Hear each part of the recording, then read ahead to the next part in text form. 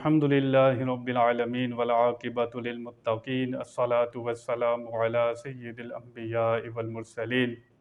مشکوٰۃ شریف میں حدیث پاک موجود باب الایمان میں حضرت ابن عمر رضی اللہ تعالی عنہ سے روایت ہے، آپ فرماتے ہیں نبی کریم صلی اللہ تعالی وسلم نے ارشاد فرمایا، اسلام 5 چیزوں پر قائم ہے، یعنی کہ اسلام کی بنیاد 5 چیزوں پر ہے۔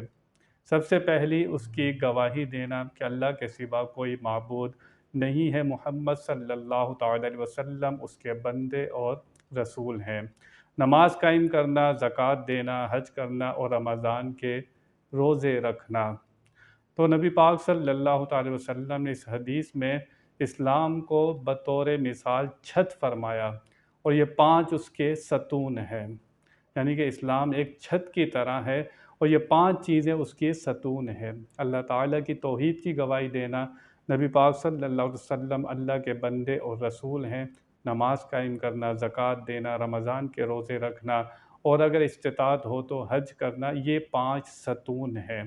ایک ستون بھی اگر ہٹا دیا جائے تو چھت سلامت نہیں رہتی۔ تو جس کو چاہیے کہ اس کا اسلام قائم رہے، اگر وہ اس میں سے کسی بھی چیز کا انکار کرتا ہے تو وہ مسلمان نہیں ہے۔ کوئی کہتا ہے میں نماز کو نہیں مانتا، نماز کوئی چیز ہی نہیں ہے۔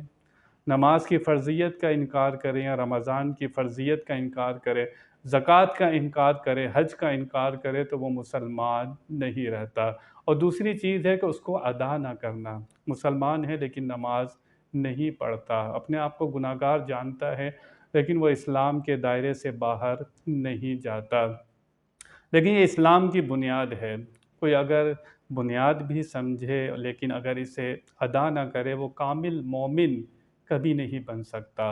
کامل مومن وہی بنے گا جو ان 5 چیزوں کو سمجھے گا اور اس کو ادا کرے گا، نماز قائم کرے گا، ہمیشہ نماز پڑھتا رہے گا، رمضان کے روزے رکھے گا۔ تو مسلمان کو چاہیے کہ اگر اللہ رسول کو راضی کرنا ہے تو پھر ان 5 چیزوں کی خاص طور پر اسے پابندی کرنی ہوگی۔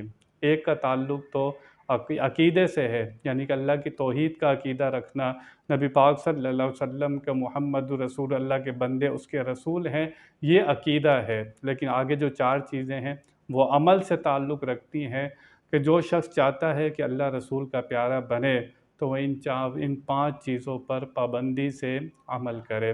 اللہ تعالی ہمیں عمل کی توفیق عطا فرمائے۔ وآخر دعوانا ان الحمد للہ رب العالمین۔